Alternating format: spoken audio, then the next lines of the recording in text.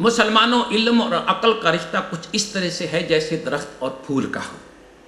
علم درخت ہے اور عقل اس کے پھول ہیں۔ اگر علم کا درخت ہی نہ ہو تو عقل کے پھول کیسے کھلیں گے؟ علم کسبی بھی ہے، علم خدا داد بھی ہے، علم بذریعہ وحی بھی ہے، علم بذریعہ لو بھی ہے، علم بذریعہ قلم بھی ہے۔ تو گویا علم اور عقل لازم و ملزوم ہے۔ اور قرآن کریم نے تو سینکڑوں مقامات پر علم اور عقل کی ضرورت پر زور دیا ہے۔ دماغ علم اور عقل کا مرکز ہے، دل خیالات اور جذبات کا مرکز ہے۔ قرآن کریم کی زبان میں مسلمانوں حقیقت یہ ہے کہ خیالات اور جذبات فاسد ہو سکتے ہیں مگر علم اور عقل نہیں۔ سورہ فاطر ارشاد خداوندی ہے، خدا سے صحیح معنوں میں ڈرنے والے صاحب علم و عقل ہیں۔ پھر سورہ انفال آیت 22-23، جذبات کی اندھی تقلید نہ کرو بلکہ عقل سے کام لو۔ تو بھائی اب ایک طرف عقل اور دانش کی قرآنی باتیں ہیں اور ایک طرف صوفیہ حضرات کی عشق اور مستی کی وجدانی باتیں ہیں۔ ان دونوں انتہاؤں کا ملنا ایسے ہے جیسے زمین اور آسمان کے کناروں کا۔ انبیاء علیہ السلام کو اللہ سبحانہ کا وحی کیا ہوا علم، علم یقین کہ جس میں جہالت کا شبہ تک نہیں، کچھ کہتا ہے۔ صوفیاؤں کا علم باطن، عشق و مستی کا علم کہ جس کا دنیا اور آخرت میں وجود تک نہیں، کچھ اور ہی کہتا ہے۔ اور ان دونوں انتہاؤں کے درمیان کوئی پل نہیں۔ ایک طرف گوتم بدھ کی ودانیت ہے کہ دنیا چھوڑ چھاڑ کر فنا فی اللہ ہو جاؤ اور اپنے آپ کو خالق حقیقی میں جذب کر دو، یہی معرفت اور یہی وحدت الوجود کا تقاضا ہے۔ دوسری طرف اللہ سبحانہ کے آخری رسول برحق کی تعلیمات ہیں کہ دنیا میں نظام عدل قائم کرو، ظالموں کا اس وقت تک مقابلہ کرو کہ وہ اپنے ہاتھ ظلم سے روک لے، لوگوں کو نیک اعمال کی تربیت دو کہ ان کی دنیا بھی سنور جائے اور آخرت بھی۔ معاشرہ میں رہ کر حلال کسب اور معاش سے خانگی زندگی کے فرائض اور تقاضے پورے کرو۔ اللہ سبحانہ کی مخلوق کو امر بالمعروف و نہی عن المنکر کی تبلیغ اور تلقین کرو۔ اللہ سبحانہ اور اس کے رسول صلی اللہ علیہ وسلم سے محبت کرنے والوں، آسمان آسمان ہی ہے، خواہ وہ کتنا ہی زمین کی طرف کیوں نہ جھک جائے۔ دیکھنے میں ایسا لگتا ہے ایک جگہ زمین اور آسمان آپس میں مل رہے ہیں، بغل گیر ہو رہے ہیں، مگر حقیقت میں ایسا نہیں۔ نہ آسمان کی بلندیاں زمین کو چھو سکتی ہیں، نہ زمین کی پستیاں آسمان تک جا سکتی ہیں۔ مسلمان بن کر جینا اور مرنے والوں، خدا خدا ہی ہے، عبد عبد ہی ہے، خالق خالق ہی ہے اور مخلوق مخلوق ہی رہے گی۔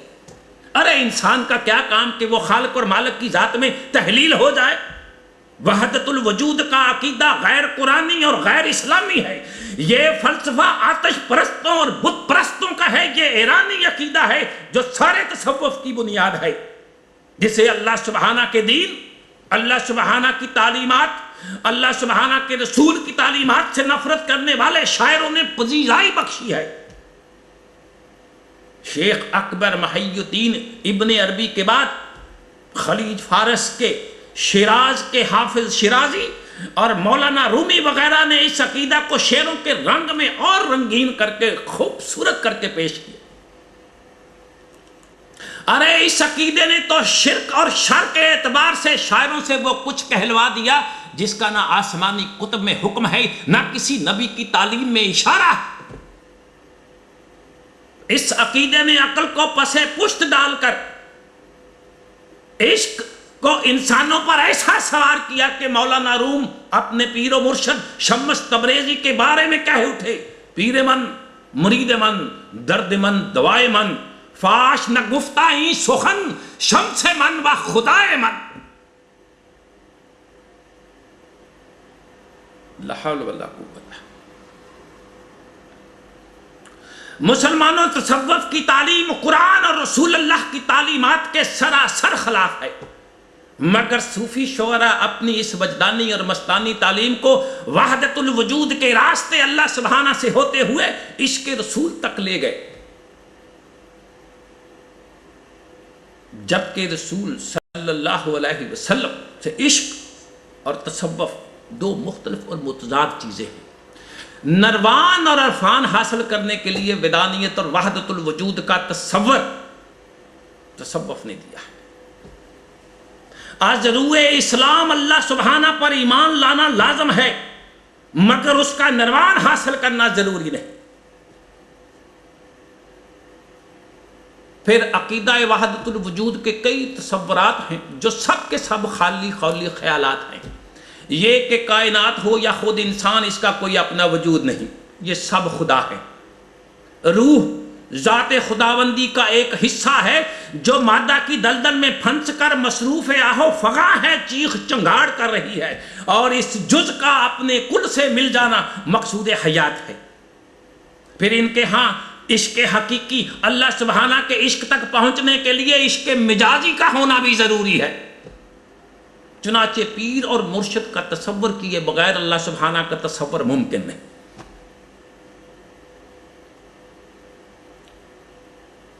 تصوف دین اسلام کی سرزمین میں اجمی پودا ہے مسلمانوں، اور اس کی جڑیں آج بھی ایران میں موجود ہیں۔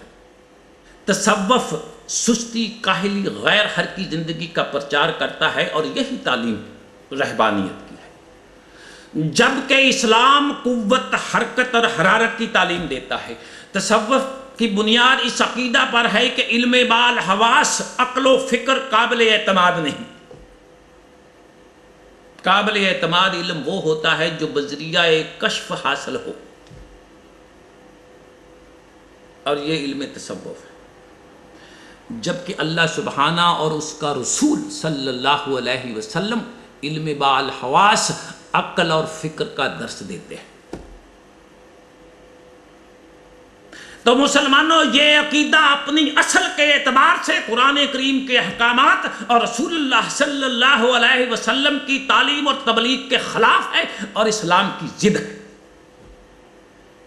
اپنی ذات کو خدا کی ذات میں تحلیل کرنا، خود کو یا کسی کو اس کی ذات کے ہم پلہ سمجھنا، دین اسلام کے اصل اصول توحید الوحیت اور قرآنی تعلیم کے خلاف ہے۔ جبکہ تصوف میں حلول اور وحدت الوجود کی تعلیم ہے، ان کے نزدیک کو خدا کی ذات اور رسول کی ذات کو ایک ہی سمجھنا نہایت ضروری ہے، اور بے باک یہ کہہ بھی دیتے ہیں کہ میم کا پردہ جب اٹھا دیکھا، احمد میں چھپا خدا دیکھا۔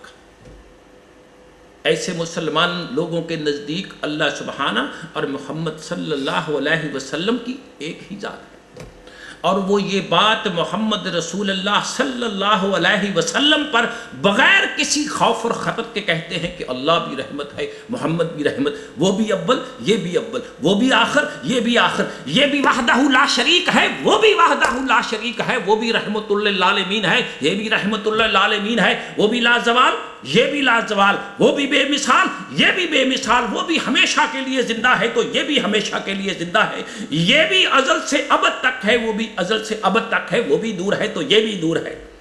اب یہ وہ عقیدہ ہے مسلمانوں جو قرآن کے بتائے ہوئے عقیدے کے بالکل خلاف اور مشرکانہ عقیدہ۔ رہبانیت نے تصوف کو جنم دیا، اسلام کو رہبانیت سے نفرت ہے۔ اسلام نے دین اور دنیا کے فرائض کو یکجا کیا، اور اس طرح بدی نوع انسان کے لیے ایک معتدل راستہ قائم کیا۔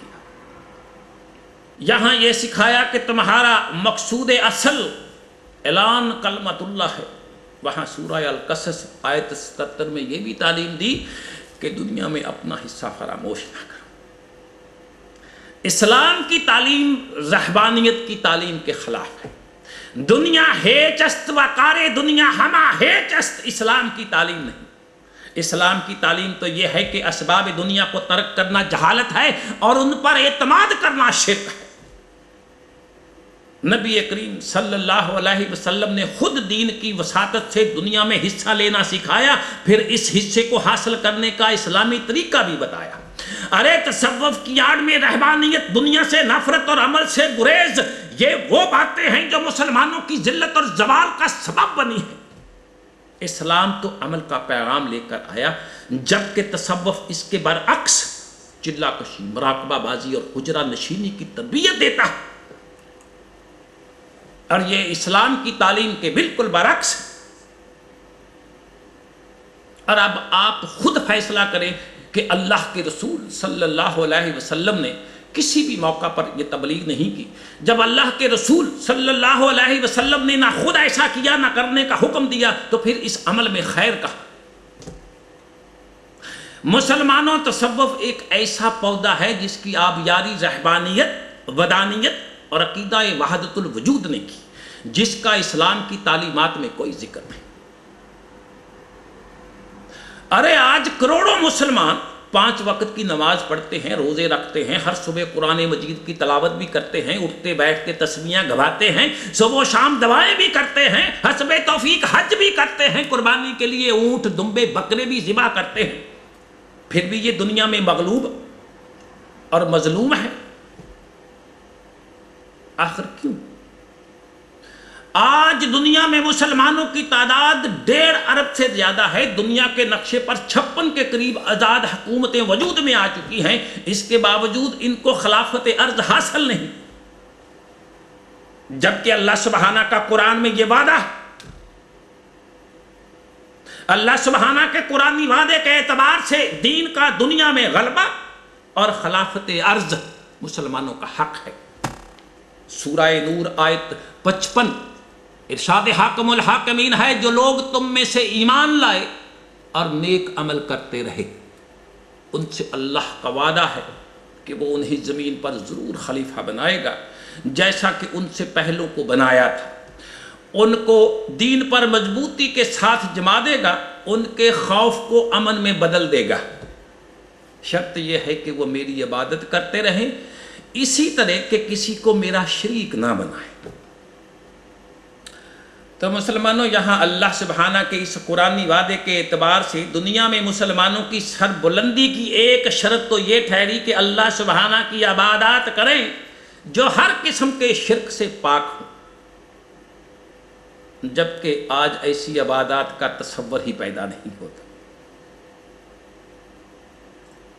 آج مسلمان اپنی زبان سے تو اللہ سبحانہ کو وحدہ لا شریک ضرور کہتے ہیں، مگر حقیقت یہ ہے کہ ان کی عملی دینی دنیاوی زندگی سے تصوف کے، عشق مجازی، پیر پرستی اور قبر پرستی نے خدا کی عبادات اور اس کی خدائی میں کسی دوسرے کو شریک نہ کرنے کا تصور ہی غائب کر دیا ہے.